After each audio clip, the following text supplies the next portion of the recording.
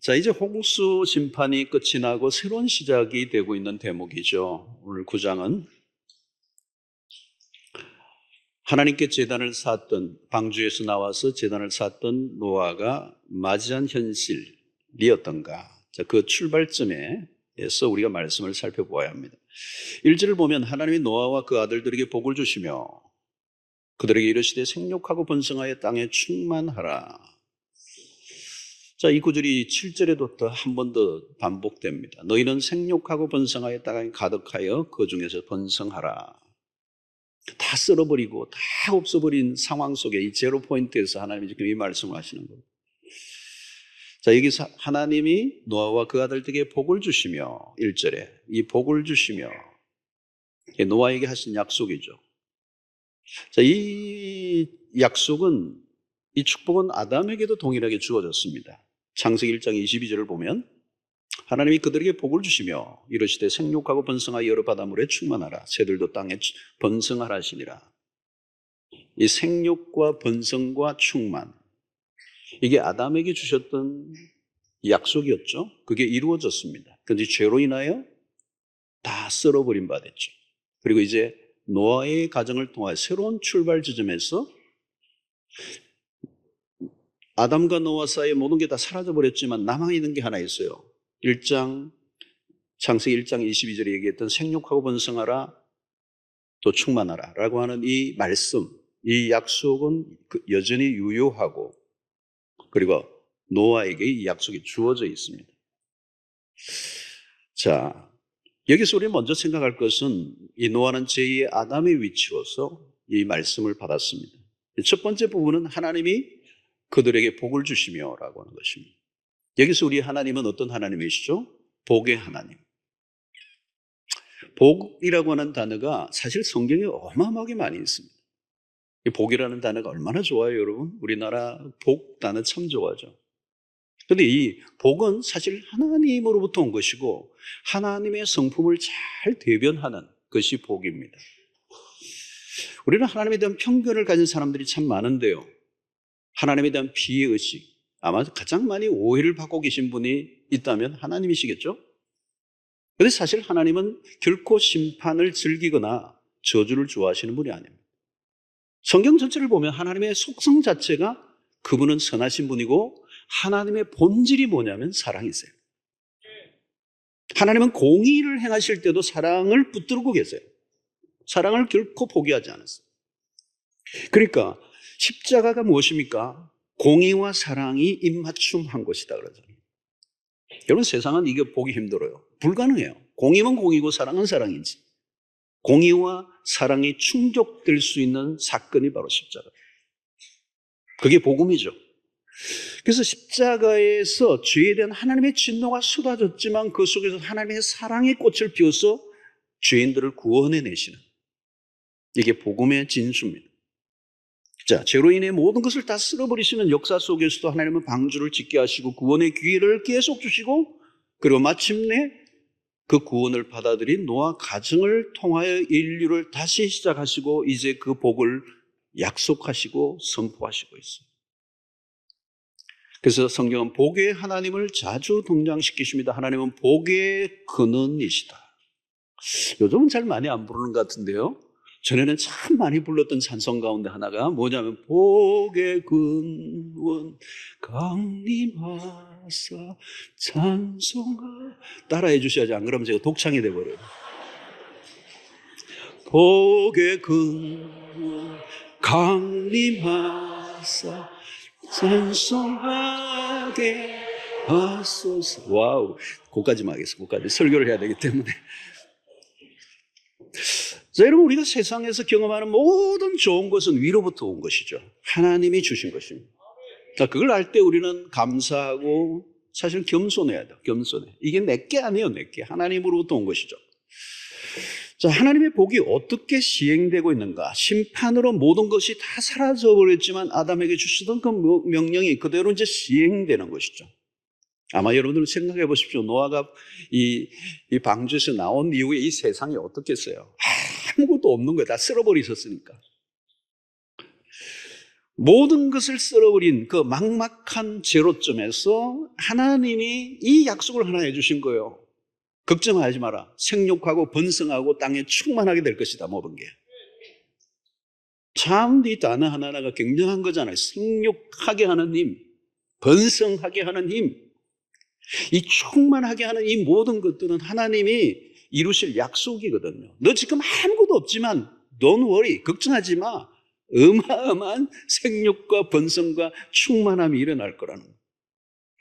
여러분, 노아가 예배를 드리고 난 다음에 그 맞이했던 그 현실은 참으로 암담했지만 하나님이 주신 이 9장 1절의 약속, 내가 너에게 복을 줄 것이고 이 생육하고 번성하고 충만하게 될 것이다. 오늘도 여러분 예배를 드리고 은혜를 받고 문을 열고 나가면 우리의 현실에 마주치는 것들은 사실 절망적인 상황이 많을 거예요. 막막하죠. 아무것도 없고 때로는 무너지고 깨어지고 실패했다 할지라도 오늘 우리가 예배 때 붙들었던 주셨던 말씀 하나 붙잡고 가는 거예요. 뭐 어떻게 될지는 모르지만 상황은 어렵지만 오늘 노아도 마찬가지입니다. 제로 포인트에 아무것도 없고 모든 게 쓸어버린 바 되었지만 하나님께서 그에게 생육하고 번성하고 땅에 충만하도록 역사하실 것이라는 이 말씀 붙잡고 이제 믿음의 길을 노아가 시작한 거예요. 그것이 바로 믿음의 삶입니다. 아무것도 없어도 말씀 하나 붙들고 시작하는 용기, 그게 믿음이라고. 자, 하나님의 명령을 수행하도록 다양한 것들을 허락하셨습니다. 2절을 보니까 땅의 모든 짐승과 공중의 모든 새와 땅에 기는 모든 것과 바다의 모든 물고기가 너희를 두려워하며 너희를 무수하리니 이것들은 너희의 손에 붙였음이니라.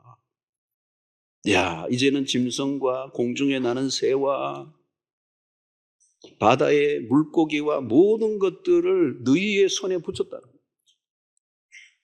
재미있는 건 공중에 내는 새까지 다 먹게 하셨다는 거예요. 그래서 우리나라가 참새구이를 많이 먹었던가 봐요. 자, 3절을 보면 여러분 보십시오. 모든 산동물은 너희의 먹을 것이 될지라. 산동물은 너희의 먹을 것이 될지라. 아주 육식을 좋아하는 분들이 가장 좋아하는 구절이에요. 채소같이 내가 이것들을 다 너에게 주겠다는 거예요. 노아 홍수 이전만 해도 여러분 환경적으로 퍼펙트했어요. 많은 환경들이 아직도 깨어지지 않은 대기권들이 다 보존되고 자외선이 침투되지 못하게 하고 사계절이 없었고 추위와 더위가 없었죠. 근데 8장 마지막 줄에 이제 비로소 추위와 더위가 생기면서 계절이 바뀌기 시작하고 환경이 깨어지고 어려워진 거죠. 그전에는 너무도 풍성한 환경, 너무도 좋은 기후, 그냥 과실과 채소들이 그냥 그냥 널려져요. 먹을 게 풍성했던 세상이에요. 여러분, 지금도 사실 이런 동남아 국가에 가면 얼마나 과일들이 풍성하고 우리 한국에서 못 봤던 과일들이 얼마나 많은지. 어떤 사람은 한국 사과 최고도 하는데 몰라서 그래요. 맛있는 게 더 많아요. 사과 어디 있는데 캐나다 작년에 갔는데 그렇게 맛있는 사과를 본 적이 없어요. 아주 그냥 물이 쫙 차 있는 바삭하는 소리와 함께 그 주의시하며 스쿼시하고 막 그냥 얼마나 맛있는지. 야, 이게 내가 이걸 몰랐구나. 작년에 올해도 인도네시아 가서 우리 선교 그 족작가로 들어갔는데 그 바나나가 나오는데요. 바나나가 그게 바나나네요. 우리가 먹는 건 바나나가 아니에요. 이게 며칠만 지나면 막 맛도 없고 버석버석하잖아요. 이야, 얼마나 그 바나나가 찰진지 몰라요. 그게 얼마나 과일들이 많고 먹을 게 그냥 풍성했어요, 여러분. 이 노아 홍수 이전만 해도. 근데 홍수 이후에 여러분 이 모든 것들이 다 깨져버렸어요. 이 기후가 다 달라져 버리고. 그러니까 땅이 척박해지고 홍수가 생기고 천재지변이 일어나고 어떻게 되죠? 이 먹거리에 문제가 생긴 거예요. 이 먹거리의 문제는 사실상 아담과 하와의 죄악으로 인하여 이미 시작이 됐죠. 인류의 저주, 땀을 흘려야 먹고 살 수 있는 가시떨기와 엉겅기가 생기고 수고한 대로 열매를 거두지 못하고 땀을 흘려야 겨우 먹고 살 수 있는 이게 죄로 일어난 인류의 저주잖아요.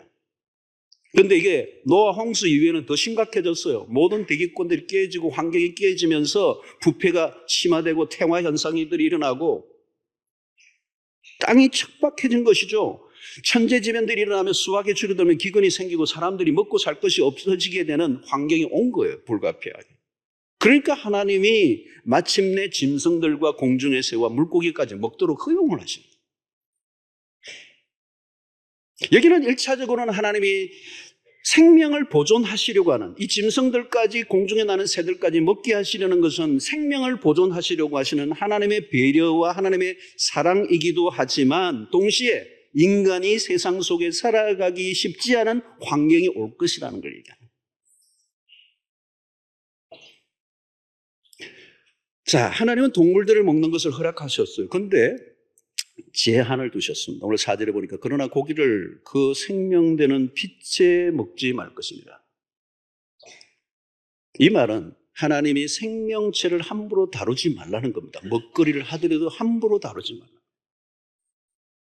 하나님의 명령을 수행할 때 하나님의 의도를 잘 알고 수행해야 하는데 하나님의 의도는 뭐냐면 아주 작은 미물이라 할지라도 생명을 가진 것은 귀중하다.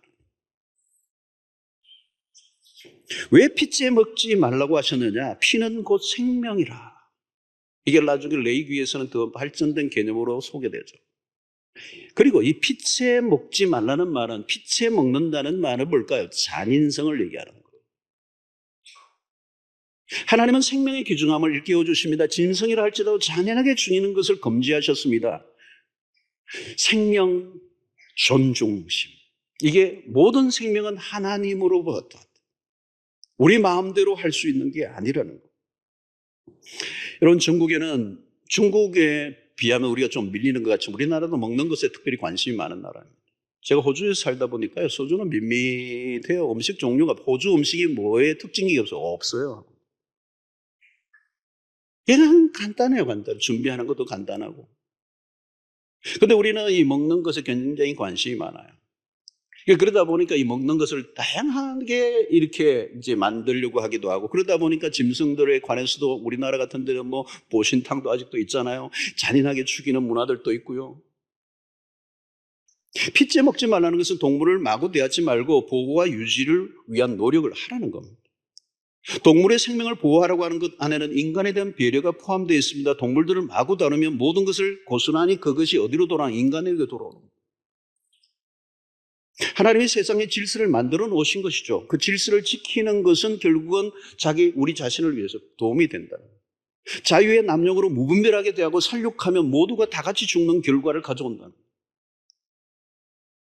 자, 오늘 여러분들 여기에 뭐가 있습니까? 인간의 욕망이 끼어들면 이 먹는 문제를 챙기는데 인간의 욕망이 끼어들면 탐욕에 빠지게 되고 사람들이 잔인해질 수 있다는 거예요. 이런 사람들이요 쉽게 잔인해집니다. 피째 먹는다는 거, 이 야만성을 얘기하는 거예요. 한국도 여러분 생존을 하면 몸에 좋다면 너무 과한 면이 있습니다. 뭐 원전까지도 가기도 하고. 광우병과 같은 것들은 인간의 욕망이 끼어들어 생긴 문제들입니다. 요즘은 돼지나 닭을 사육할 때 밤낮으로 불을 켜놓고 생산을 촉구하죠. 그리고 그냥 그 호르몬 주사도 놓고 그것도 인간이 먹고 움직이지 못하게 만들어서 막 그냥 좁은 공간에 그냥 밀어넣어서 사육을 하다 보니까 결국에 오늘날 여러분 이게 질병이 생기면 이게 속수무책이 돼요. 저는 어느 날 그 어떤 다큐멘터리를 보는데 감동적이더라고. 이 부부가 닭을 막 목을 따고 막 잡는 작업을 많이 했었는데 자기가 키우던 닭을 자기가 잡아서 파는 게 마음이 안 좋더라고요. 생명을 사랑하는 마음이 있었던 것 같아요. 그래서 자기는 어떤 방식으로 해야 되지? 자기는 그것보다는 알을 낳고 기르는 걸 선택하는 게 좋겠다. 이 마음으로 바뀐 거예요. 죽이는 것보다는 닭을 잘 돌봐서 알을 낳게 해서 양계장 쪽으로 바뀐 거예요. 근데 이번에 하는 게 뭐냐면 닭들을 얼마나 사랑하는지. 그래서 이 닭들에게 사료를 주는데도 사람이 먹어도 될 만큼 아주 구별해서 정말 그냥 아무 때나 주는 게 아니에요. 막 그냥 찌끄기 모아 주는 게 아니고 그냥 사람이 먹기도 아까울 정도로 그런 것들을 만들고 발효를 시키고 위해서 주는 거예요. 그리고 밤에도 불을 꺼서 잘 자게 해주고, 그리고 아침에 태양이 비쳐서 그냥 눈이 부실까봐 커튼을 다 쳐주고, 그리고 주인이 닭을 가지러 갈 때도 문을 그냥 커튼을 확 제끼면 닭이 놀랄까봐, 화다닥 할까봐 그냥 살 열고 굿모닝. 그런데요, 닭을 진짜 보여주는데 내가 감동받았어요. 닭이요, 너무 예쁜 거예요. 잘생겼어요. 그리고 아주 윤기가 잘 흘러요. 벼슬과 모든 게 윤기가 잘 흘러요. 그게 사랑받고 이 딱 그거예요, 그거. 얼마나 감동을 받았어요. 이런 작은 인물도 사랑을 받으니까 이렇게 기름지고, 그리고 알을 낳는데 알이 그냥 알이 아니에요. 계란이 그냥 계란이 아니에요. 닭들이 스트레스를 받지 않고 배려를 해주니까 기품이 있어. 여러분, 이게 창조의 원리에 순종하는 모습이에요. 그게 결국 고스란히 누구에게? 인간에게 오는 겁니다. 인간의 탐욕은 대량 생산을 하게 하고 거기는 속도가 붙습니다. 생산성이 강조되면 폭력성이 따라옵니다. 결국 짐승을 학대하거나 귀중히 여기지 않는 사람의 인간성에 문제가 있어요. 작은 미물이라도 함부로 취급한다면 그런 죄의 잔인성이 언제 어디에서 누구에게도 표출될 수도 있다라고 하는 것입니다. 요즘 전염성 바이러스들이 동물들이 확산되면서 심각한 문제를 일으키고 있고요. 앞으로 이것이 오늘 우리의 지구의 인류의 어떤 먹거리의 재앙으로도 올 수 있는 위험성을 안고 있어요.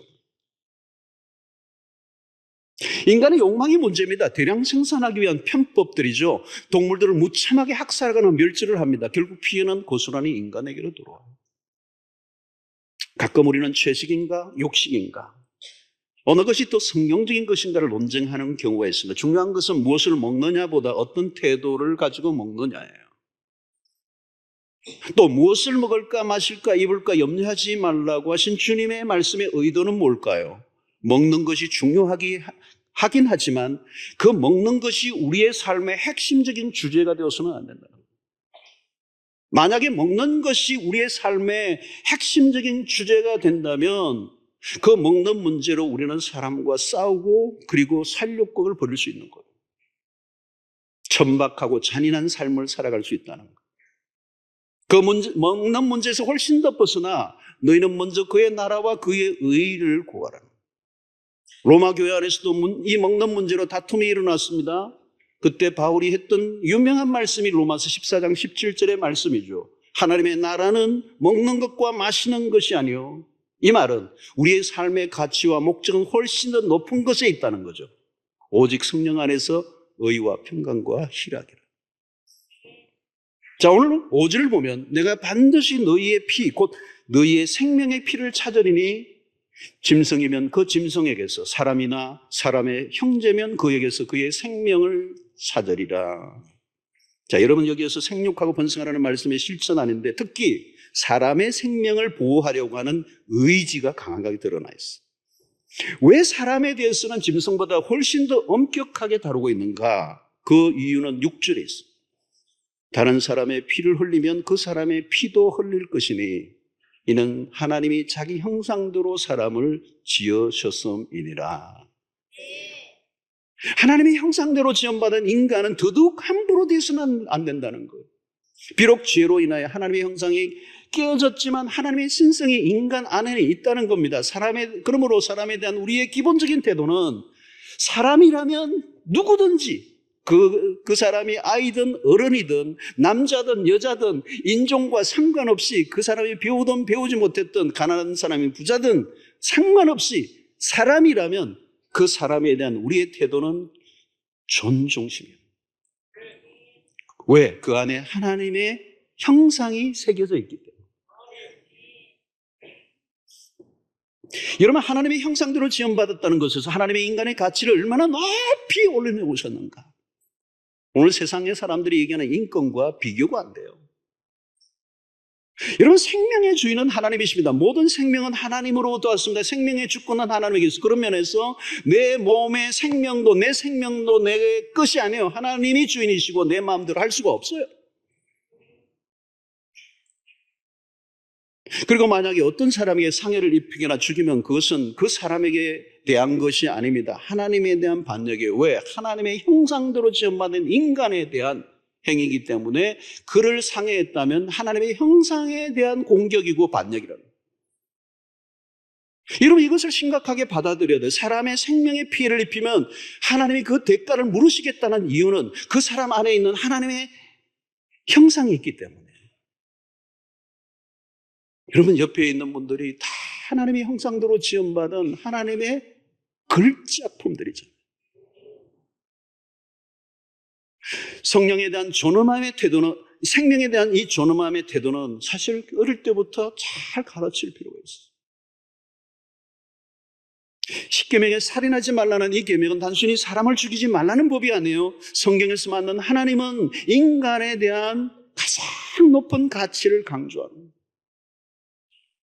본문에서 다른 사람의 피를 흘리면 그 사람의 피도 흘릴 것이라고 해서, 그렇다고 해서 개인적으로 보복하라는 얘기는 아니에요. 여기서 이 말씀은 합법적 절차를 거쳐야 돼요. 그래서 여기에서 정부의 필요성이 생기죠.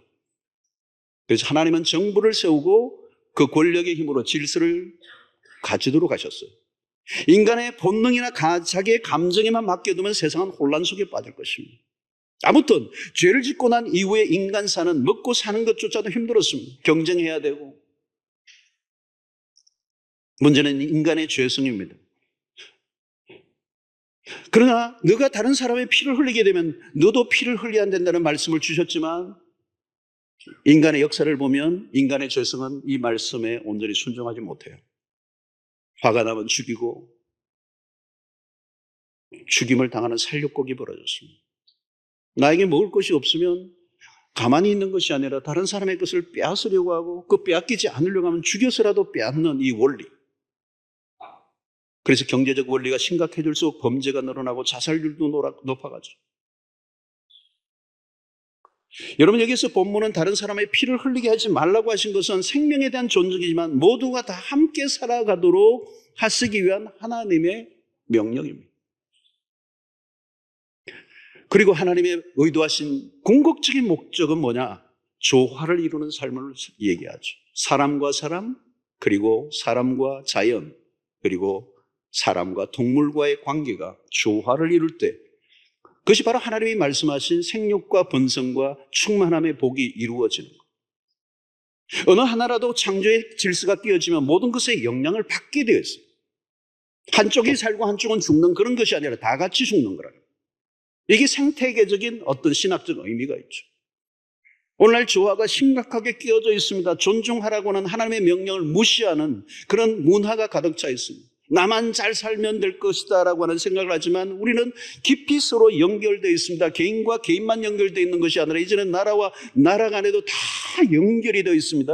그런데 오늘날 우리 국가 간의 관계마저도 질서가 깨어지고 우리는 위기를 맞고 있습니다. 우리는 어떤 것들을 해서도 하나님의 이 조화의 원리를 생각해야 합니다. 나만이 아니라 함께. 우리가 동물을 지나치게 살육하거나 잔인하게 대하면 그것이 인간에게 돌아오기 때문에, 농사를 지을 때도 법칙을 따라야 되고 사업을 해도 생명 존중의 원리를 붙들어야 된다는 거죠. 조화가 깨어지면 결국은 그 조화가 깨어짐 속에 무엇이 옵니까? 전쟁도 일어나기도 하고. 여러분, 먹거리가 점점 커지면, 이 문제가 생기면, 이게 확장되면 나라의 전쟁이 벌어져요. 이 모든 것은 하나님의 법칙을 어겼을 때 일어나는 일입니다. 그래서 이사야 선지자는 마지막 날에 우리에게 이루어질 환상을 우리에게 하나 소개하고 있는데, 이사야 11장 6절로 9절의 말씀입니다. 그때 이리가 어린 양과 함께 살며 표범이 어린 염소와 함께 누우며 송아지와 어린 사자와 살찐 짐승이 함께 있어 어린 아이에게 끌리며 암소와 곰이 함께 먹으며 그것들의 새끼가 함께 엎드리며, 이 함께라는 단어가 계속 나오고 있죠. 사자가 소처럼 풀을 먹을 것이며 젖 먹는 아기가 아이가 독사의 구멍에서 장난하며 젖된 어린 아기가 독사의 굴에 손을 넣을 것이라. 내 거룩한 산 모든 곳에서 해됨도 없고 상함도 없을 것이니 이는 물이 바다를 덮음같이 여호와를 아는 지식이 세상에 충만할 것임이니라. 마지막 이루어질 환상을 우리에게 보여주고 있는 것, 장래의 일이 이루어질 것이다. 그러나 여러분, 이것이 세상의 정치로 이루어지거나 혹은 힘을 가진 사람에 의해 이루어질 수 있는 게 아니에요. 이렇게 어떻게 이게 가능할까? 그것은 오직 그리스도가 오셔서 통치하셔야만, 그리스도만이 샬롬을 우리에게 주실 수가 있어요. 사람들은 내가 먹을 것이 없으면 다른 사람들 것을 빼앗아 먹으려고 합니다. 그러나 그리스도가 우리에게 찾아오시면 이제 내가 내 배를 채우려고 하는 것이 아니라 때로는 내가 배가 고파도 나보다 더 배고픈 사람을 향해 먹을 것을 나누어 주게 만드는 것이 누가 가능해요? 그리스도가 우리에게 찾아오실 때. 내가 힘들다고 나만 쳐다보고 힘들어하지 않아요. 여러분, 그리스도의 복음으로 우리 안에 하나님의 형상이 회복될 때 이 세상에 한 번도 보지 못했던 놀라운 역사가 우리 가운데 일어나요. 그게 여러분 사도행전에 일어났던 거죠. 사도행전 4장 34절로 35절에 보면 그 중에 가난한 사람이 없었어요. 왜요? 이는 밭과 집 있는 자는 팔아 그 판 것의 값을 가져다가 사도들의 발 앞에 두매 그들이 각 사람의 필요를 따라 나누어 주었기 때문에. 어떻게 이런 일이 가능할까요? 이게 바로 샬롬이죠. 초대교회에 성령이 임하시니까. 사랑하는 성도 여러분, 성령이 임하시면요, 희한한 일이 일어나는 거예요. 여러분들에게 성령이 충만하게 되기를 축원합니다. 여러분, 성령이 충만하면요, 부드러워져요. 주머니도 막 열려요. 섬겨요. 나만 쳐다보지 않아요. 그러나 성령이 떠나가면 사람들이 잔인해져요. 이기적이에요. 탐욕적이에요. 폭력적인 것이죠. 그래서 오늘날 사람들이 쉽게 사람을 죽여버립니다. 살벌합니다. 공포스럽습니다. 그러나 은혜가 들어가면, 성령이 임하시면 전혀 다른 사람입니다. 여러분, 복음서의 기가 막힌 이야기 중 하나가 사복음서에 다 기록되어 있는 놀라운 사건이 하나 있죠. 오병이의 사건이에요. 언제나 감동적입니다. 해질녘 들판에 사람들이 먹을 것을 해결할 수 없고 굶주려 배가 고파 있는데 한 어린 아이가 자기의 보리떡 5개와 물고기 2마리, 한 어린 아이가 먹을 수 있는 한 끼 정도니까 그 보리떡이라는 게 뭐 얼마나 컸겠어요? 아주 작은 거 5개였을 거. 그리고 뭐 물고기 2마리 하니까 뭐 얼마나 크겠어요? 멸치보다 약간 클죠. 그런데 그것을 주님의 손에 올려놓으니까 5,000명이 먹고도 남는 역사예요. 바로 기적의 출발점이죠. 그냥 혼자 먹고 끝날 수밖에 없었던 해퍼닝이었을 수 있었지만 하나님의 놀라운 역사로 모든 사람이 먹고도 남는 역사. 사실 여러분, 오늘도 마찬가지예요. 오늘도 우리의 세상에 하나님이 주신 축복과 은혜는 작지 않습니다. 문제는 우리의 인간의 탐욕 때문에요. 오늘도 여러분, 지구촌에 이 템포리 윈도우에 있는, 특별히 이 아시아권에 있는, 동남아시아권에 있는 이 많은 빈국들은 지금도 굶어 죽고 있는 사람들이 있는데요, 어느 쪽은 흘러 넘쳐서 그냥 과잉 현상이 일어나죠. 하나님이 지금 우리에게 주신 것은 너무도 많은 것들을 다 누릴 수 있어요. 여러분, 이 바닷가에 사는 사람들 보십시오. 얼마든지 잡고 잡아도 또 나오고 또 나오고, 하나님의 법칙을 따라 살고 법칙을 따라 농사하고 업을 하고 그러면 문제가 없어요. 괜히 욕심을 부리고 씨를 말리고 때로는 창조의 원리를 거스르고. 여러분, 이 성경을 보면 안식년 제도, 희년의 제도, 이런 것들은요, 놀라운 것이에요. 그대로만 한다면 인류는 더 풍성할 수 있어요. 근데 쉬지 않고 그냥 밭도 그냥 계속 돌리고 하니까 그 밭이 황폐해져 버리고 나중에는 아무것도 나지 않는 사막이 되어버리고. 여러분, 세상의 질서가 깨어지고 사람들이 고통하는 이유는 무엇입니까? 죄성을 가진 인간의 한계입니다. 하나님의 형상이 깨어져 버린 것이죠. 여러분, 우리의 제도나 법을 바꾸면 더 나아질 것 같습니까? 그렇지 않아요. 법은 최소한의 질서를 유지하는 데 존재할 뿐, 하나님이 빠지면 아무것도 안 해요. 하나님이 빠지면 이웃 사랑이 불가능해요. 하나님의 형상이 우리 안에 회복되어져야 하나님의 사랑이 우리의 삶을 바꿔놓고 나보다 남을 더 낮게 여기는 이 문화, 그리고 함께 나누어 가지는 이런 삶을 살 때 생육하고 번성하고 땅에 충만한 이 하나님의 말씀이 우리의 삶을 통하여 이루어지게 되는 거예요. 저는 어린 아이를 임신한 이 임산부들을 보면요, 그거 얼마나 힘들어요. 아무거나 먹지도 않고 골라서 먹고, 그 아이를 가지기 전에는 내가 막 커피도 마시고 뭐 마음대로 했었는데, 이제 아이를 가지니까 좋은 것만 먹고 예쁜 것만 먹고, 아이를 사랑하기 때문에 나쁜 환경을 의도적으로 피하고, 자칫하면 아이에게 좋지 않은 영향을 줄까 봐 아주 작은 것에도 신경을 써서 듣는 거 보는 거 다 그렇게 주의를 하고, 배가 불러올 때 그 배를 만지면서 사랑의 언어를 속삭이며 사랑한다고 얘기해주고, 마침내 그 한 생명이 기중함에 대한 그 우러나오는 그 임산부의 그 사랑스러운 그 마음이 아름다운 생명을 하나 만들어내는, 태어나게 만드는 이 생명의 복을 누리는 거 아니겠어요? 저는 그 속에서 하나님의 마음을 보는 겁니다. 생육하고 번성하고 충만하라는 이 명령을 하신 마음이 그래요. 오늘 이 우주, 이 지구촌에 살아가고 있는 백성들을 하나님 생육하고 번성하고 충만하도록 하시기 위하여 하나님의 보호와 하나님의 섭리가 지금도 작동되고 있는 거예요.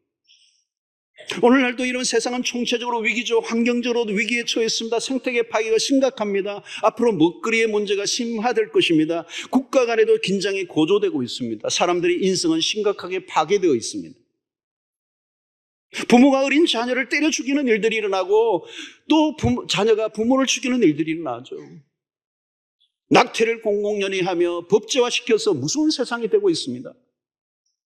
여러분, 동성애가 왜 문제가 되는 것입니까? 정상적인 가정을 이루어 자녀를 낳고 기르는 방식을 거부하는, 다시 말하면 생육하고 번성하고 충만하라고 하는 이 하나님의 명령에 대한 노골적 반항이기 때문에. 오늘날 강대국들이 무장하고 있는 핵은 인류를 초토화시키기도 남습니다. 위험한 세상이죠. 이 지구는 우리의 것이 아니에요. 이 지구는 우리가 발로 밟고 있는 우리의 땅들은 우리의 것이 아니라 하나님의 정원이에요. 그리고 우리의 자녀들이 미래에 살아가야 할 땅들이란 말이죠. 우리는 생육하고 번성하고 충만하는 이 명령에 성실히 순종해야 합니다. 그렇기 위해서 우리는 어떻게 해야 돼요? 하나님의 창조 사역에 동참해야 되는 거예요. 살육하고 파괴하는 잔인한 문화가 아니라 더 풍성한 세상을 만들어 가기 위하여 창조적 삶을 살아야 돼요. 내 이웃을 내 몸과 같이 사랑하라는 말씀이 그거죠. 생명을 사랑하라는 거예요. 여러분, 우리가 그리스도인들은 운전할 때도요, 조심해야 돼요. 자칫하면 내 운전을 통해 다른 사람을 살해할 수도 있고, 다른 사람에게 피해를 줄 수도 있고, 한 생애를 완전히 병상에 무너지게 만들 수도 있는 요소가 있기 때문에 그리스도인들은 생명을 사랑하는 마음으로 운전을 할 때도 혹시나 나뿐만 아니라 다른 사람에게 피해를 주지 않도록 조심해야 될 필요가 있어요. 막 스피드를 내는 그 잔인성 속에 위험한, 생명을 위협하는. 그래서 이런 깜빡이를 켜고 누가 들으려고 그러면요, 양보해 주는 문화. 저 호주 20년 살면서 그거 하나는 체득을 했어요. 하여튼 횡단보도에 사람이 발만 딱 닿아도 차는 무조건 서야 돼요. 여기서 그랬다가는 사람이 그렇게 믿고 횡단보도 건너다가는 죽을 사람 많아요. 횡단보도에 발만 하나 누가 내디디면 무조건 차는 서야 돼요. 철저하게 사람 중심.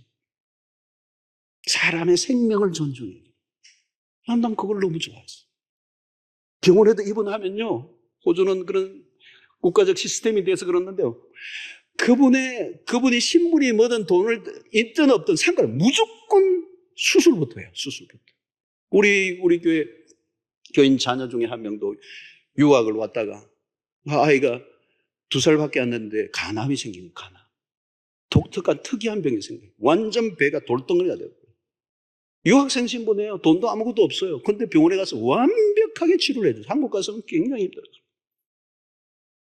생명을 사랑하는 거예요. 생명을 사랑. 여러분, 왜 음주운전이 안 되는 거예요? 내 생명뿐만 아니라 다른 사람의 생명까지 앗아갈 수 있기 때문에. 여러분, 직업 속에서도 우리는 작은 일들 속에 생명을 존중히 여겨야 합니다. 유해한 것들을 만들지 않아야 합니다. 환경 공해를 유발하는 것들을 최소화해야 합니다. 사람을 귀중하게 여기는 문화를 실천해야 합니다. 직장에서 누군가 사람들을 향해 흉을 보고 그냥 비난을 할 때 그 언어적 가해거든요. 축복의 언어를 사용해야 돼요. 그것이 파괴가 아니라 창조의 행위여야 된다는 거죠. 관점이 중요한 것입니다. 사람들을 바라보는 관점. 그것은 내가 바라보는 관점이 아니라 하나님이 인간을 바라보시는 관점으로 내가 그 사람들을 바라보는 거예요. 사랑하는 성도 여러분, 죄로 인하여 깨어진 세상에서 살아가는 것이란 쉽지 않습니다. 노아도 마찬가지예요. 허허벌판, 막막한 세상, 다 썰어버린 바 된 그 죄악으로 황폐한 그 제로 폰트에서 새로운 삶을 출발하는 것은 결코 쉽지 않았을 겁니다. 모든 것을 새로 시작해야 돼요. 모든 것은 다 이제 없는 것에서 뭔가를 만들어내는 삶은 힘들었어요. 오늘 여러분, 이 세상의 죄로 인하여 신음하고 고통하는 소리가 곳곳에 가득합니다. 이때 우리가 해야 할 것은 하나님이 이 세상을 방관하지 않고 여전히 사랑하시고 생육하고 번성하고 충만하도록 하나님이 일을 하고 계신다는 것. 비록 망가져가는 세상이지만 언젠가 하나님이 이 세상을 완전히 회복시켜 주실 그날이 올 것을 우리는 기대해요.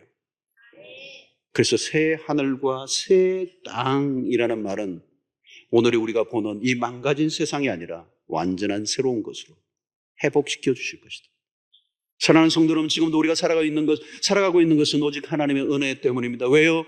이 아브라함에게 했던 그 약속이, 아담에게 하셨던 그 약속이 노아에게도 동일하게, 그리고 생육하고 번성하고 땅에 충만하게 하라고 하는 이 명령은 동시에 하나님의 약속이기 때문에 우리를 내버려 두지 않고 이 복잡한 세상 속에서도 여전히 우리를 먹고 살아가도록 여기까지 인도하신 하나님. 어떤 때는 우리의 삶이 쪼그러들고 망가져가는 같은 느낌을 들 때가 있습니다. 그러나 우리의 상황에 집중하기보다 하나님의 말씀에 귀를 기울이십시오. 하나님은 생육하고 번성하고 땅에 충만하는 이 말씀이 지금도 그대로 세상 속에 작동되고 있어 오늘 우리가 먹고 살아요. 우리는 그 연어의 산란기에 그 끝없는 여정을, 상류를 거슬러 계곡에 그 뛰어가고 그 생명력을 봅니다. 와, 그 중간중간에 곰들이 지켜서 그걸 집어 삼키는데도, 그리고 끊임없이 물살이 흘러내리는데도 그것을 치고 올라가면서 상류로 올라가서 마침내 그 알들을 산란하고 죽어가는 모습. 그리고 그 안에 수없는 그 알들을 통하여 어마어마한 연어들을 다시 일으키시는 그 생명력. 그래서 그것을 통하여 또 우리의 밥상에 연어 스테이크를 제공하시는 하나님.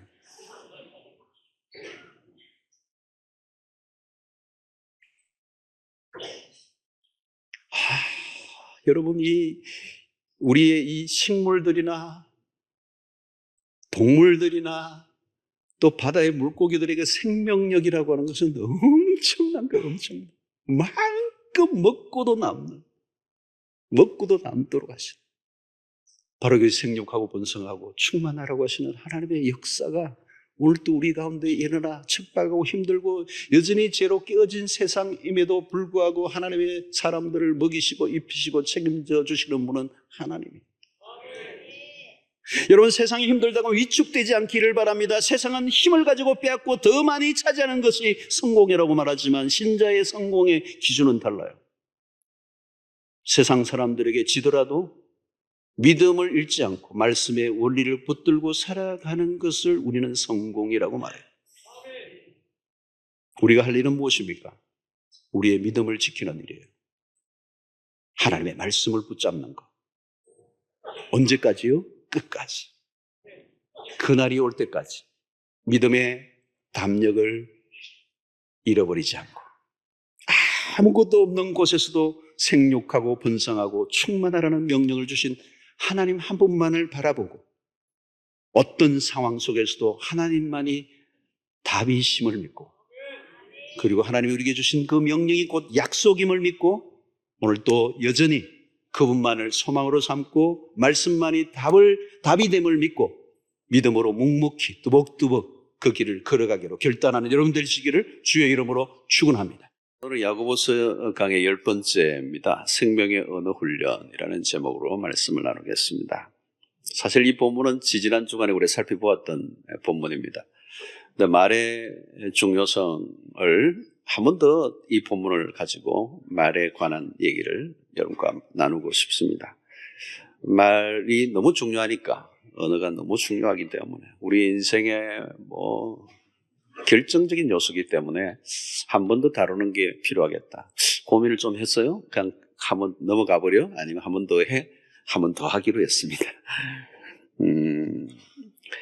야고보는 이 본문 전체에서 말의 실수가 우리가 다 있다고 그랬어요.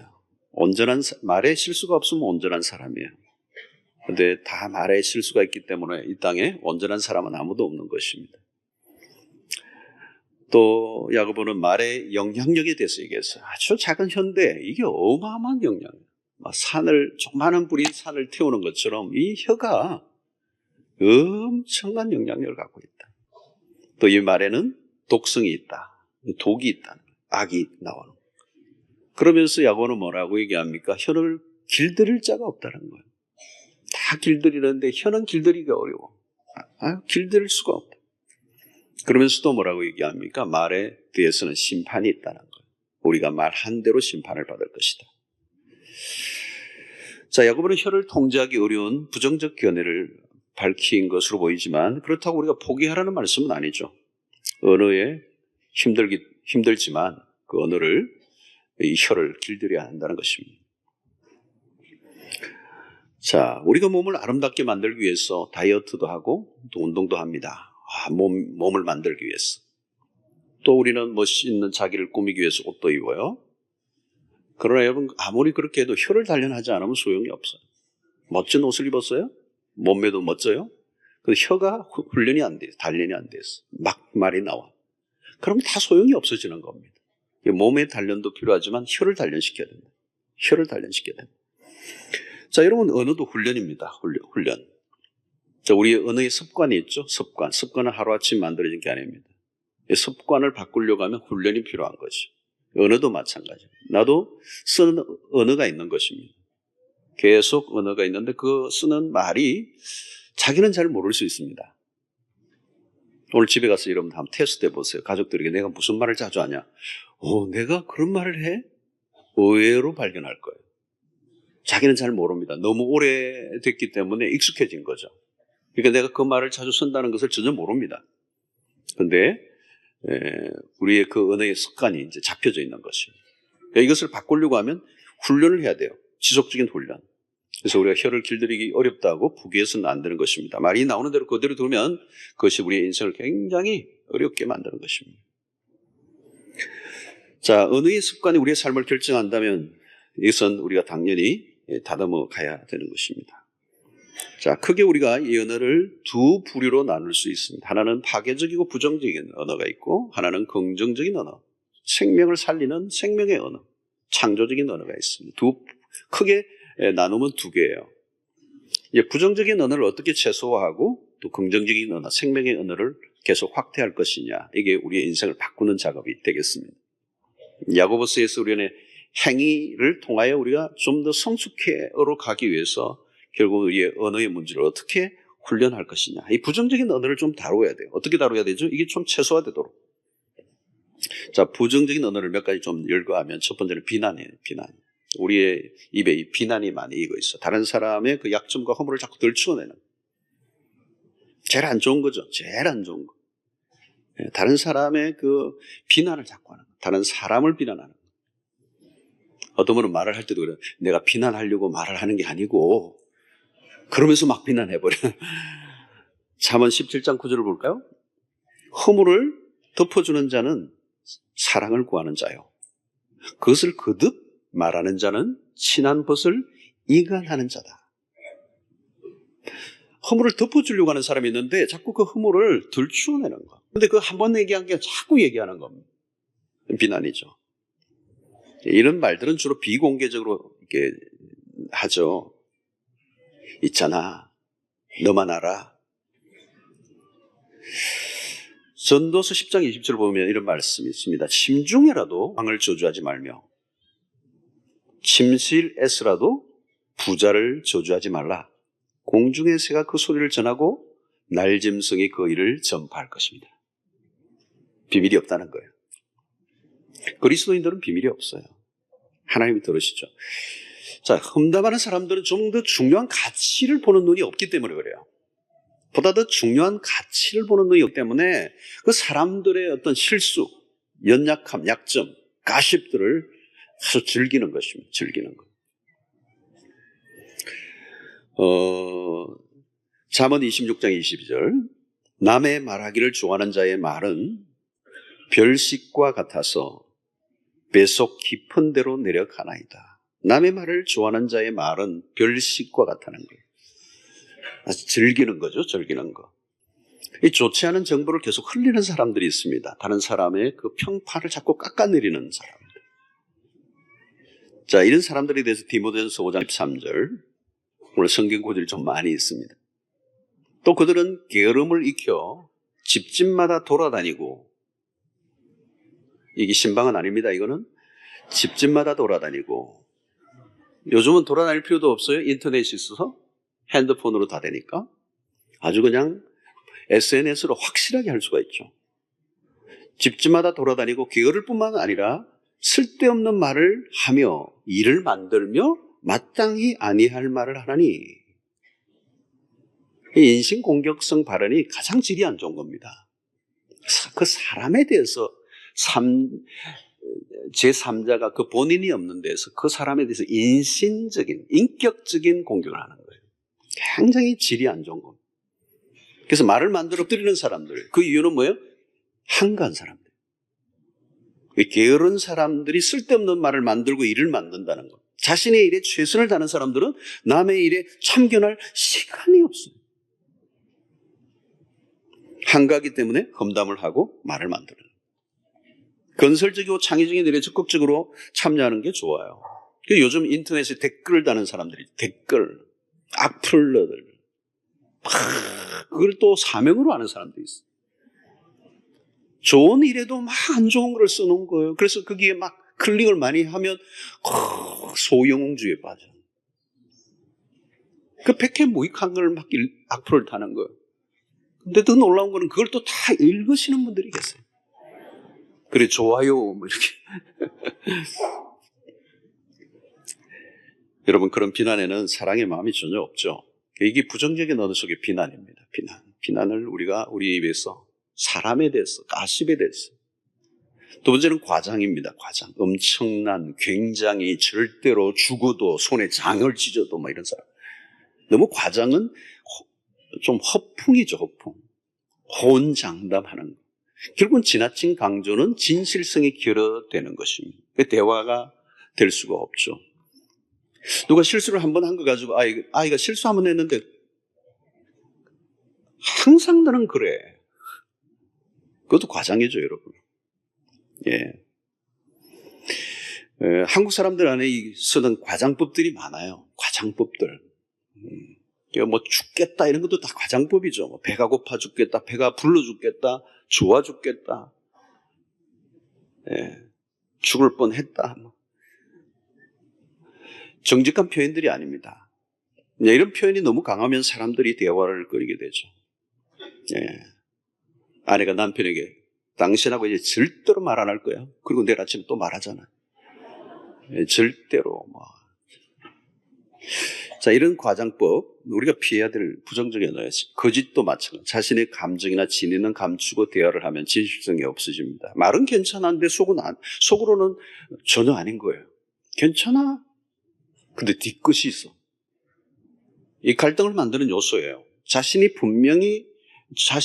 분명한 것들을 표현하지 않는 문화가 있어, 우리 안에. 굉장히 이게 서구의 문화하고 많이 충돌하는 문화예요. 그래서 우리가 해외에 가서 서구의 문화를 묻히면 여기에 굉장히 큰 갈등이 있어. 솔직하게 표현하는 문화가 있고 서구에는 우리는 솔직하게 표현하지 않는 걸 미덕으로 여기는 문화예요. 예. 서로 경기를 하기 전에 아마추어들, 나 탁구 잘 치세요? 조금 쳐요. 잘 쳐도 조금 친다고 그래요. 근데 붙어보면 이 보통 잘 치는 게 아니에요. 그럼 상대는 속았다고 얘기해요. 왜 조금 친다고 그래? 잘한다고 해야지. 이게 좀 문화의 차이가 있습니다만은, 자, 이런 우리 정직하게 표현하는 것들. 아첨, 이것도 거짓의 일종이죠. 이간질하는 거, 거짓이에요. 이 거짓은 모든 관계를 깨는 것입니다. 그래서 말에 있어서 가장 핵심적인 것은 진실성. 사실을 사실대로 얘기하는 거. 자, 네 번째 폭은 이 파괴적인 것이죠. 상대의 인격을 건드리는 거. 그 사건에 대해서 얘기하면 되는데 그 사건을 넘어서 그 사람에 대해서 건드리는, 자존심을 건드리는 거. 부부간에도 대화할 때도 남자의 자존심을 건드리는 거, 능력을 건드리는 거. 당신이 뭘 할 수 있어? 지금까지 잘한 게 뭐가 있어? 이건 굉장히 이게 건드리는 거죠. 능력을 건드리는. 예. 여자분들에게는 미적인 것들을 건드리고 외모적인 거 건드리면 당신 몸매가 왜 그래? 그럼 큰일 나요. 당신 그 머리 돈 주고 한 거 맞아? 뭐 이러면은 아이에게 너 그 머리라고 달고 다녀? 뭐 이러면서. 상대방은 모욕을 주는 언어. 이 언어적 폭력은 살인적인 거예요. 언어 폭력을 간단하게 얘기하면. 차라리 아이가 몽둥이를 때려서 뼈가 부러져도 그건 3개월이면 나아요. 그런데 언어는, 말로 폭력은 일평생 안 빠져나와요. 한 번 준 말은 안 빠져나와요. 일생의 그 말이, 언어적 폭력이 그 아이의 세계를 지배하는 거예요. 그래서 거칠고 과격한 혀는 사람을 경노하게 한다.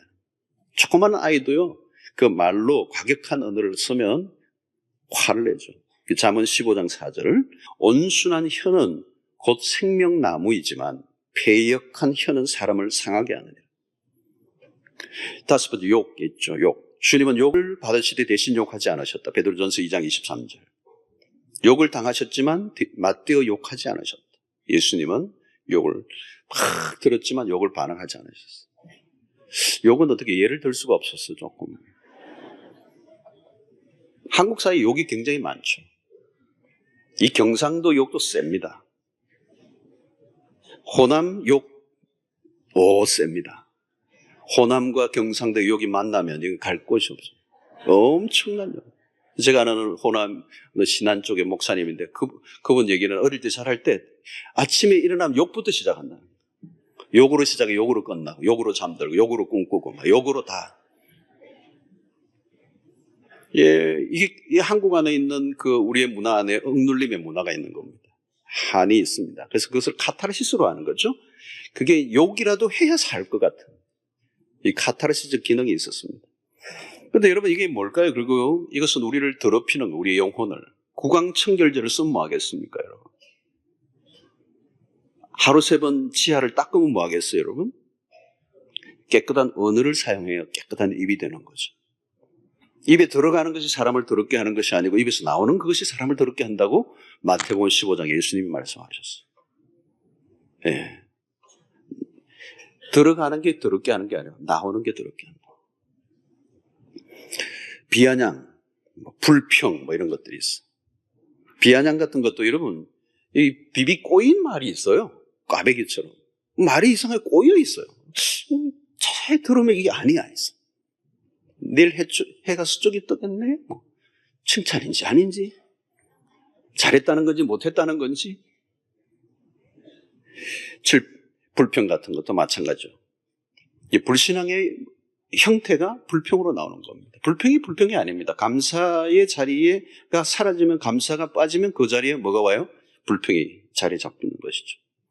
근데 여기서 우리가 다루는 것은 불평이 그냥 불평이 아닙니다. 어떤 일이 불평할 수도 있는데 불평하는 삶의 태도예요. 태도. 그래서 어떤 것이든 불평이 나오는 거예요. 이게 부정적인 것입니다. 그렇죠? 또 너무 말을 많이 하는 것, 수다하는.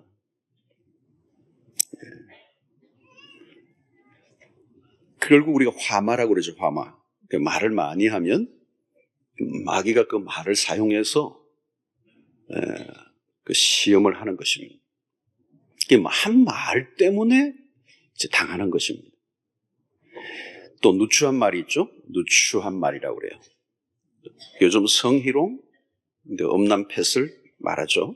에베소서 5장 4절에 보니까 누추함과 어리석은 말이나 희롱의 말이 마땅하지 아니하니 도리어 감사하는 말을 하라. 오히려 감사하는 말을 하라.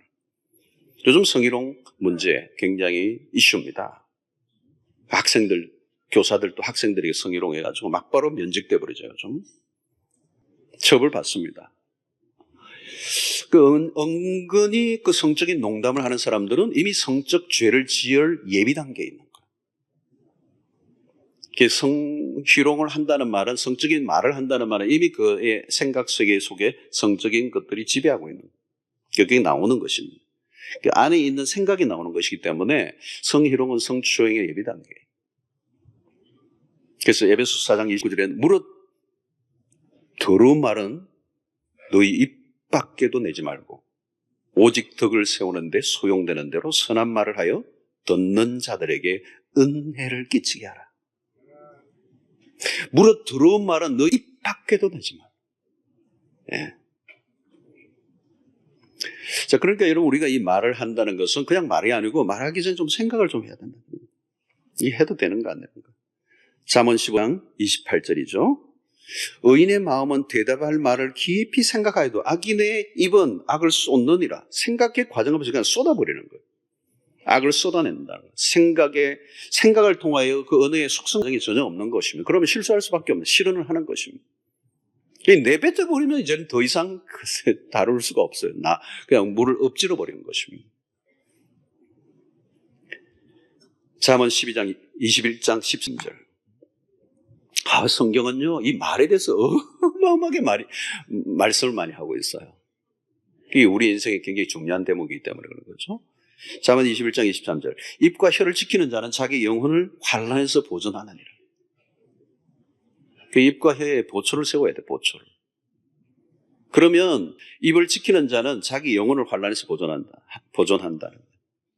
말을 하지 않았으면 전혀 문제가 될 일이 아닌데, 넘어갈 일인데 괜히 말을 해가지고 왜 벌집을 건드려요?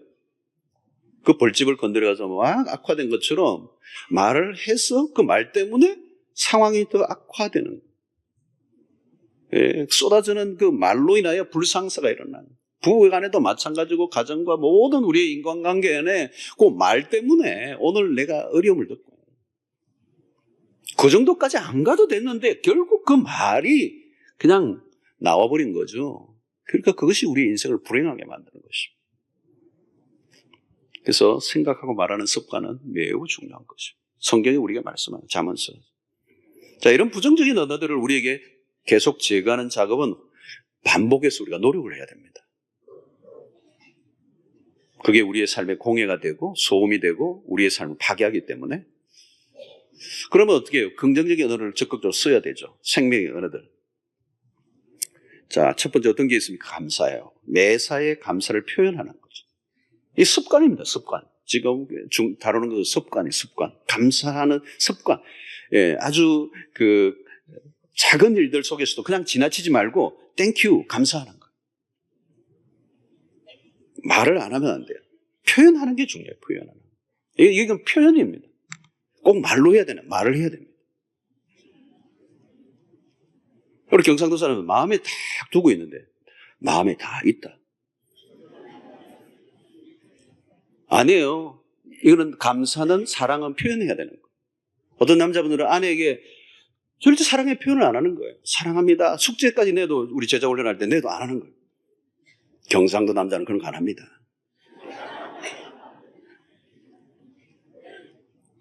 왜 안 하느냐 물으니까 결혼식 할 때 했대. 한 번 했으면 됐지 뭐 자주 안 하냐는 거죠. 아니요, 여러분 계속 해야 돼요. 여자분들은 계속 듣기를 원해요. 물어보세요. 다 듣기를 원해요. 그렇죠, 여자분들? 확실하잖아요.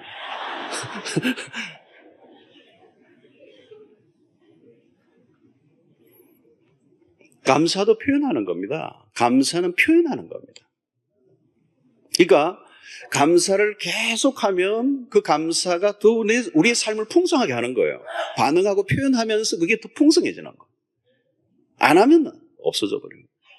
여러분 식사 대접해도요, 그 대접한 사람에게 너무 고맙다고 하셔야 돼요. 그 또 얻어먹어요. 사고 싶어요. 사고 싶은 마음이 막 생기는 거예요. 근데 표현을 안 하는 거예요. 여러분, 감사하는 말을 하는 사람들을 보면요, 그 자체가 삶이 밝아요. 긍정적이고요. 그리고 다른 사람에게 또 땡큐를 받아요. 내가 많이 감사를 보냈거든요. 그러니까 감사가 또 돌아오는 거예요. 그냥 감사가 오지 않아요. 내가 감사를 표현했기 때문에 오는 거예요. 이 표현의 문화예요. 그래서 난 서구의 문화, 호주에서 20년 살면서 깊이 각인된 거 하나는 땡큐예요. 어쩜 그렇게 땡큐를 열심히 잘하는지 모르겠어요. 엘리베이터에서도 약간만 비껴줘도 땡큐예요.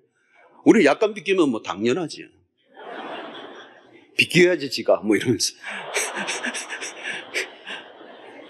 근데 너무 하여튼 가지고 와도 땡큐, 갖다 줘도 땡큐, 약간 비껴줘도 땡큐, 뭐 어떤 것이든 땡큐예요. 사실 그게 참 아름답고 좋다는 느낌이 들었어. 지금도 저도 하려고 애를 많이 했어요. 이 감사는요, 생명의 언어예요. 우리를 살려요. 관계를 살려요. 관계에 결속감을 주게 해요. 삶이 더 풍성하게 돼요. 이게 생명의 언어예요. 감사는 천국 방언이에요. 할렐루야. 자, 두 번째는 축복이에요. 축복. 축복이 생명의 언어입니다. 다른 사람을 축복하는 거예요. 오늘 성도들에게는 축복권이 있는 거예요. 로마서 12장 14절은 어디까지 축복하라고 그랬죠? 너희를 박해하는 자를 축복하라. 와우. 축복하고 저주하지 말라. 여러분, 우리는 어떤 경우에도 저주하면 안 돼요. 지나가다가 술집도 보면서 망할지어다 그러면 안 돼요. 그 술집 하는 사람도 회개하고 죽기로 돌아와야 돼요. 망해버리면 안 돼요. 그 사람이 정말 축복받아서 진짜 그게 나중에 다른 걸로 바뀌도록. 망해버리나 이게 안 돼요. 김정은 망할지어다 그러면 안 돼요. 김정은 집사되게 해 주시옵소서 이렇게. IS가 왜 저렇게 분노하죠? 그 안에 분노가 있는 거예요. 한 맺힘 있는 거. 서자의 수름이 있어요. 이슬람에, 중동에. 그들을 우리가 축복해야 돼요. 9.11 테러 일어났을 때 우리가 그들을 축복했어야 돼. 너희들이 이렇게 했었지만 우리는 너무 아프지만 난 당신들을 축복한다. 그리고 해결을 했어야 되는데 그냥 쏟아 부어버렸잖아요. 이라크를 하면서 그냥. 그러니까 이 전쟁이 끝이 없어요. 지금도 마찬가지죠. 지금도 서방이 막 쏟아붓지만 이게 더 세계적으로 일파만파로 자폭 테러가 더 늘어나요. 해결 방법이 아니에요. 해결의 방법은 축복인 줄로 믿습니다. 누구든지 저주하죠. 왜? 하나님의 DNA는요, 축복이에요. 하나님은 한 영혼이라도 멸망받는 걸 원치 않으세요. 하나님은 어떤 자도 저주받기를 원하지 않고 축복받기를 원하세요. 그래서 아브라함을 보내시고 너로 인하여 모든 민족이 복을 받기를 원한다. 그러니까 여러분 우리가 어떻게 해야 돼요? 다 축복해야 돼요. 잠언 18장 21절 아주 유명한 말씀이죠. 죽고 사는 것이 혀의 힘에 달렸나니 혀를 쓰기를 좋아하는 자는 혀의 열매를 먹으리라. 여러분 죽고 사는 게 혀의 근처에 있다는 거예요. 이 말에 전에 일본 여러분 학자제 얘기도 한 적이 있지만 물 가지고 물에다가 막 저주를 하면 물의 입자가 다 깨져 버린다는 거예요. 물을 마시기 전에 저주를 하면 물의 입자가 다 깨지는데 막 사랑의 언어, 축복의 언어를 하니까 물의 입자가 육각수가 돼버려요. 애비양 그게 중요한 게 아니라 축복을 해야 돼요. 여러분 사람의 몸의 70%가 물이에요. 물. 축복을 해보라고요. 이 나무도 저주를 하면 죽어버려요. 축복하면 살아요. 여러분 관계 안에 축복이 얼마나 중요하죠. 생명의 언어가 축복인 거예요. 축복. 그런데 여러분 우리가 축복하는데 너무 소극적이에요. 소극적. 여러분 자녀들을 위하여 정말 축복을 해 주신 적이 언제예요? 여러분들 가족을 위해서, 여러분들 주변에 있는 사람들을 위해서 얼마나 간절하게 축복에 대해서 소극적이에요. 날마다 축복하셔야 돼요. 그러면 살아나는 역사가 있게 되는 거예요. 아무리 예를 먹여도 절대 저주스러운 말을 하면 안 돼요. 막 이렇게 올라도 축복이 나와요. 여러분 축복하면 상처 입고 시들시들한 영혼들이 살아납니다. 원수까지 축복하셔야 돼요. 축복은 우리의 사명입니다. 우리의 입에서 축복의 언어가 막 흘러나오는 축복의 언어는 이 소극적으로 하면 안 돼. 적극적으로 축복하는 거예요. 자, 우리 옆에 분들에게 연습 훈련 한번 하겠습니다. 축복합니다 하는데 굉장히 얼굴에 눈을 크게 뜨시고 기쁨으로 가득 차서 진심을 담아 축복합니다. 이렇게 합시다.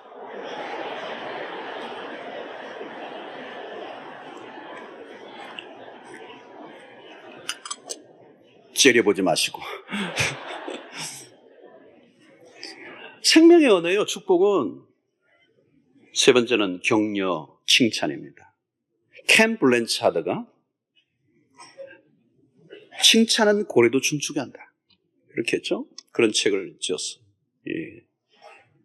미국의 LA 밑쪽에 시월드 거기에서 보고 느낀 걸 얘기해요. 고래도 칭찬하니까 춤을 막 추는 거예요. 그냥 춤추는 게 아니에요. 고래가 칭찬을 한 거예요. 쓰다듬어주고 굿보이 그러면서 또 생선 딱 하나 주고 이러니까 막 춤을 추는 거예요.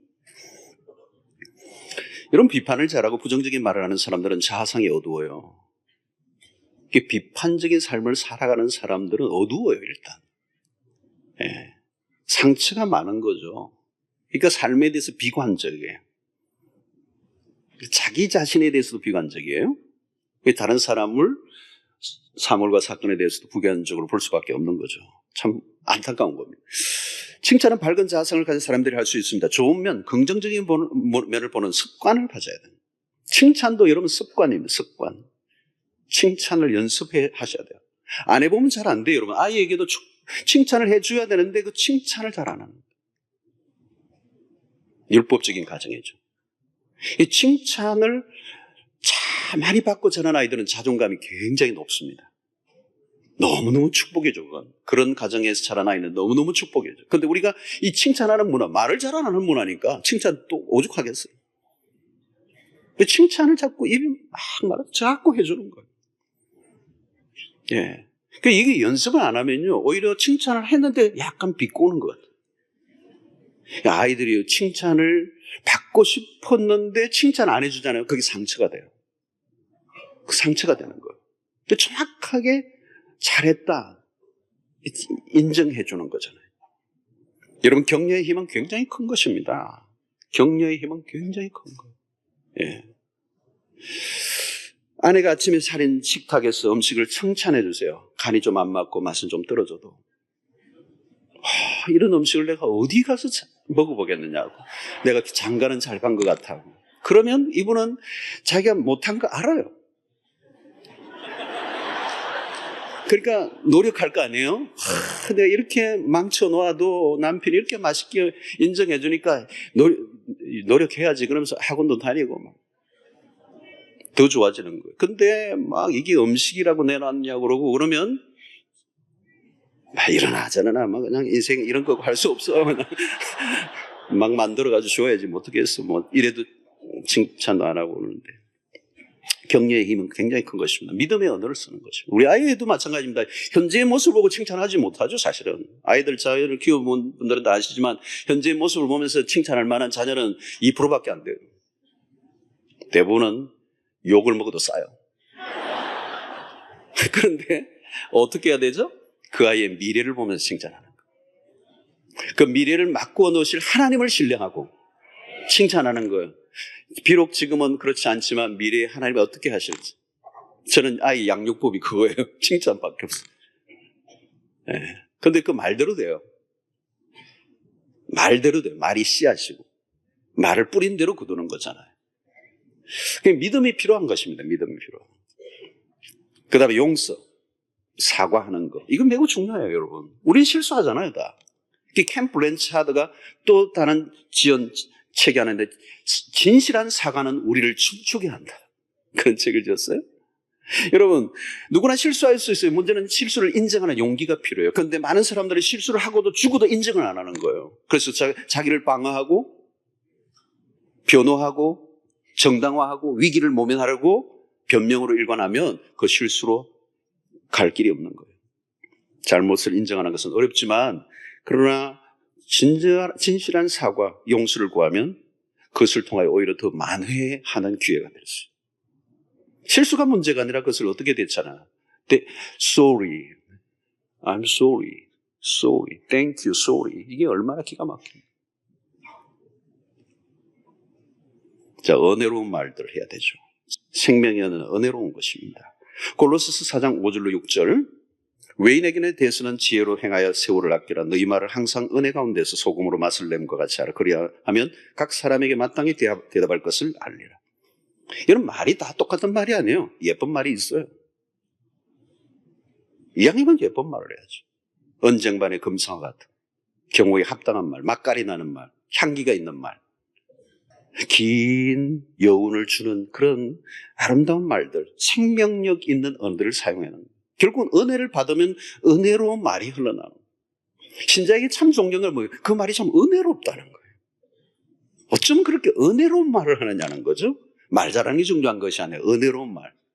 건드리면 간증이 나오고, 건드리면 하나님의 말씀이 줄줄줄 흘러나오면 그 말을 듣는 사람들이 용기가 생기고 소망이 일어나고 다시 시작하고 싶은 그런 열망이 생기게 한다면 그건 생명의 은혜가 되는 거예요.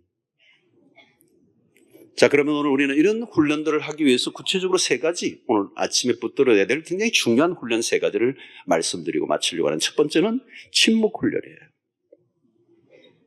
생명 있는 언어를 사용하려고 하면 침묵 훈련이 필요합니다. 어니 젤린스키라고 하는 사람이 지은 느리게 사는 즐거움이라는 명저가 있습니다. 그런 이 책에서 이런 말을 해요.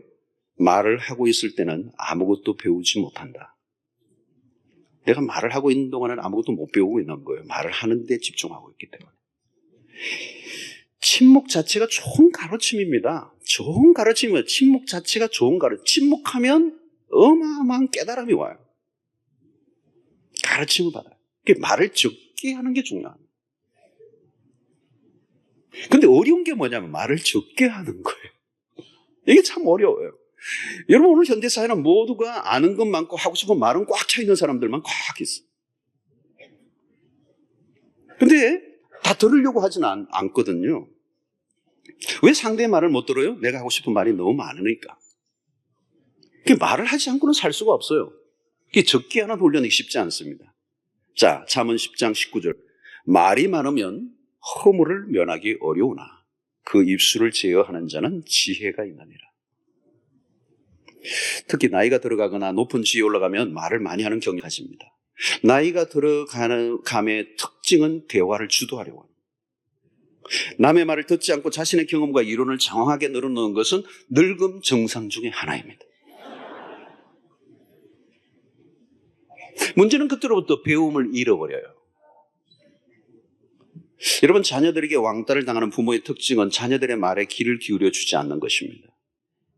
물론 아이들이 말을 잘 안 들으려고 하니까 한번 만나면 하고 싶은 모든 얘기를 다 모아가지고 막 일방적으로 쏟아놓아야 되기 때문에 그럴 수밖에 없을지 모르지만 아이들은 이 수직적 관계 속에서 일방적으로 쏟아놓는 부모의 얘기는 대화가 아니라고 생각합니다. 여러분은 다른 사람을 통제하고 지배하려고 할 때 그건 대화는 끊기는 것입니다. 그런데 어른들은 아이들에게 통제하고 조정하는 것에 익숙해 있는 것입니다. 또 나이가 들어갈수록 들어주는 훈련을 더 많이 해야 돼요. 말을 아껴야 된다는 거예요. 침묵을 배우지 못하면 우리의 언어들은 소음이 되고 공해가 되고 사람들에게 고통을 줄 수 있는 것입니다. 그런데 사람들은 침묵을 두려워해요. 고독의 방을 두려워합니다. 잘못하면 이게 우울증이 되죠. 근데 여러분, 이 침묵의 방, 이 고독의 방에서 놀라운 일들이 일어나요, 사실은. 신앙생활에서 매우 중요한 훈련 중에 하나가 침묵입니다. 침묵. 이 침묵의 방에서 우리는 비로소 하나님과 독대가 이루어지는 거예요. 오늘 이런 사람이 많은 곳에서 하나님과 독대하기 쉽지 않아요. 침묵의 방으로 들어가면 하나님과 독대하게 되고 그 침묵 속에서 하나님에게 나아가고 하나님의 음성을 듣게 되는 것입니다. 기도라는 것도 결국은 침묵 속에서 이루어지는 것입니다. 일방적으로 쏟아 올리는 그 기도로만 하나님과의 교통이 이루어지는 건 아니에요. 중요한 것은 그분의 음성에 귀를 기울이는 침묵. 이 침묵의 방에서 언어가 재련되고 정제되는 작업을 하게 되는 것이고 그 작업을 그치게 될 때 마침내 내 안에 생명의 언어가 어느 날 흘러나오기 시작합니다.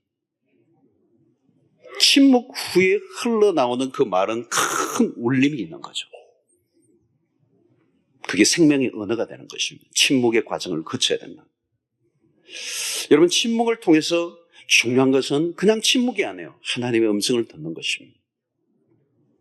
자, 그러면 우리가 두 번째 해야 될 중요한 훈련은 경청 훈련입니다. 침묵의 훈련과 경청 훈련.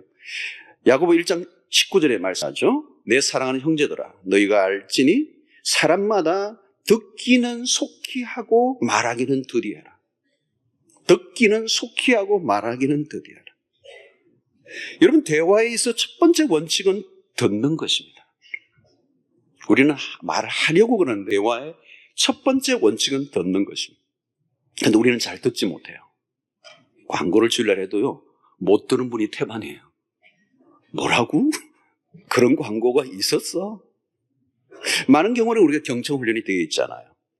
이사야 50장 4절에 유명한 말씀이 있습니다. 주 여호와께서 학자의 혀를 내게 주사 나로 공관자를 말로 어떻게 도와줄 줄을 알게 하시고 아침마다 깨우치시되 나의 귀를 깨우치사 학자들 같이 알아듣게 하시는도다. 여기 두 개가 나오는데 하나는 학자의 혀가 나오고 학자의 귀가 나오는 거예요. 학자의 혀가 어떤 혀예요? 다른 사람을 말로 공부한 사람을 도와줄 줄 아는 사람이 학자의 혀를 가진 사람. 그런데 이 학자의 혀는 그냥 나오는 게 아니고 학자의 귀를 가져야 돼요. 잘 듣고 깨우치는 귀가 있어야 학자의 혀가 나오는 거예요. 학자의 귀가 없으면 학자의 혀가 될 수가 없어요. 다른 사람을 말로 도와주려고 하면 먼저 하나님의 말씀을 잘 알아듣는 학자의 귀가 있어야 돼요. 잘 들을 줄 알아야 잘 말할 줄 아는 거예요. 여러분, 부부관계 갈등의 대부분 뭡니까? 대부분 상대방이 내 말을 잘 들어주지 않는다에 대한 불만이에요. 그게 왜? 아내도 남편도 자기가 하고 싶은 말만 갖고 있는 거예요. 만나면 자기가 하고 싶은 말만 하는 거예요. 상대 말에 귀를 기울이지 않아요. 만약에 경청의 기술만 훈련만 되어도 부부의 관계 갈등은 해결돼요. 폴 틸리는, 유명한 신학자인데요. 폴 틸리는 이런 말을 해요. 사랑의 첫 번째 모습은 경청이다. 사랑이 뭐냐고요? 경청이에요. 사랑한다면 들어주는 거예요. 그냥 듣는 게 아니에요. 말을 듣는 게 아니라 그 말하는 사람의 의도까지, 그 심중의 깊은 것까지 듣는 거예요. 여러분, 다른 사람의 말에 귀를 기울여주면 치유의 역사가 일어나는 겁니다. 그래서 우리의 언어는 경청으로부터 출발되는 겁니다. 내가 말하는 것으로 되는 게 아니에요. 그러나 상담의 중요한 기능 중에 하나가 뭔지 아세요? 들어주는 일입니다. 카운셀러들에게 찾아가 보세요. 들어주는 일을 해요.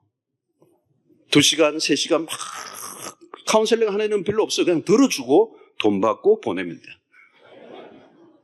그리고 다음 주일날 언제 오실래요? 이러면서 다음 주일날 또 약속해가지고 또 목요일날 2시부터 뭐 5시까지 오면 또 다 들어주고 돈 받고 보내고. 별로 하는 일이 없어요. 근데 여러분, 들어주는 일이 보통 힘든 게 아니에요. 그리고 어떤 대목이 딱 나오면 거기에 더 자세히 조금 더 얘기해 주실래요? 진지하게 들은 사람만 아는 게 있어요. 어느 대목이 가면 굉장히 중요한 대목이 오면 카운셀러는 그 대부분에 대해서 관심을 더 가지면서 조금 더 해주실래요? 이를 잘 듣는 카운셀러는 뭐예요? 감정이입이 되는 거예요. 감정이입이 되면 어때요? 그분이 고통스러운 어떤 얘기를 할 때, 너무 힘든 얘기를 할 때, 그분이 울 때 이미 카운셀러도 감정이입이 됐기 때문에 그와 함께 울어요. 그 사건 안에 카운셀러는 들어가 있는 거죠. 왜요? 경청을 했기 때문에. 같이 울어요. 그러니까 여러분, 카운셀러 그냥 돈 받는 게 아니죠. 굉장히 힘든 작업이에요. 저 같은 사람은 카운셀러 못해요. 듣고 있으면 답이 다 나오고 10분 만에 다 설명하고 싶어가지고. 그 설명하면 끝이에요. 치료는 안 돼요. 들어줘야 돼요.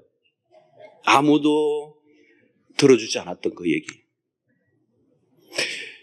그래서 여러분, 카운셀러가 어떤 때로 위험할 때도 있어요. 이성 간에 하면 굉장히 위험할 때, 감정이입이 되면 위험해요. 사람들이 왜 외로워하죠? 내 얘기를 아무도 들어주지 않기 때문에. 자세히 보면 현대인들의 병은 이 병입니다. 내 말을 들어주는 사람이 없는 거죠. 노인도, 아이도, 어른도, 남편도, 아내도, 가족 간에도 이게 안 돼서 지금 다 병이 된 거예요. 듣는데 듣는 게 아니에요. 그러니까 병이 되고 고통이에요. 듣는 게 기술입니다, 여러분. 온몸으로 들어줘야 돼요. 그래서 커뮤니케이션의 이론에 의하면 말에 의한 소통은 8%밖에 안 된다는 거예요. 말로 전달되는 대화는 8%밖에 안 돼요. 나머지 92%는 말 이상의 비언어적 형태로 오고 가는 거죠. 그 중에서 57%가 몸짓이에요. 그 들으면서 울먹이는 것들, 입으로 반응해 주는 것들, 고개를 끄덕끄덕 해주는 것들, 입으로 말해주는 것들. 사람들은 내 말에 귀를 기울여줄 사람을 찾는 거죠. 말을 잘 들어주기만 해도 좋은 친구를 얻을 수 있어요. 결국은 우리의 언어는 내가 말하는 게 아니라 듣는 것입니다. 들을 때 말을 하는 것입니다. 진정으로 들을 때 우리는 소통이 일어나는 것입니다. 세 번째, 묵상훈련. 자, 세 번째 훈련은 묵상훈련입니다. 119편, 시편 119편 11 보니까 내가 주께 범죄하지 아니하려 주의 말씀을 내 마음에 두었나이다. 하나님의 말씀을 마음에 두는 이유가 하나님의 말씀을 내 안에 두어서 범죄의 순간에 그 말씀이 역사하여 그 범죄치 않게 하기 위해서. 결국 뭐냐면 마음에 뭘 담고 있느냐가 중요하다는 거예요. 담겨 있는 게 뭐냐? 담겨 있는 것에 따라서 달라지는 거예요. 담겨진 그릇에 무엇이 있느냐에 따라서 독설이 나오기도 하고 생명의 은혜가 나올 수도 있는 것입니다. 입력한 것이 출력되죠. 인풋이 있어야 아웃풋이 되는 거예요. 먹은 게 나오는 거죠. 채워진 게 흘러나오는 것입니다. 그러니까 독서가 매우 중요해요, 여러분. 어떤 책을 읽느냐 중요한 거잖아요. 엄청나게 중요하죠. 여러분, 유진 피터스 목사의 이 책을 먹으라는 책이 있어요. 책 제목이 이 책을 먹어라. 이 책은 성경이죠. 그냥 성경을 읽는 게 아니고 존재 전체에 그 말씀이 스며들게 하는 거예요. 그러니까 먹는 행위로 말하는 거죠. 성경을 읽는다가 이 책을 먹어라. 먹는 행위. 먹고 씹고 물고 빨고 그냥 음미를 하고 뜨겁게 그 맛을 즐기는 그런 가운데 그 독서가 그 말씀이 결국 내 안에 어마어마한 선물로 다가옵니다. 여러분, 꾸준하게 말씀을 묵상하는 삶이 매우 중요합니다. 그래서 우리의 그릇 안에 생명의 은혜를 담는 훈련입니다.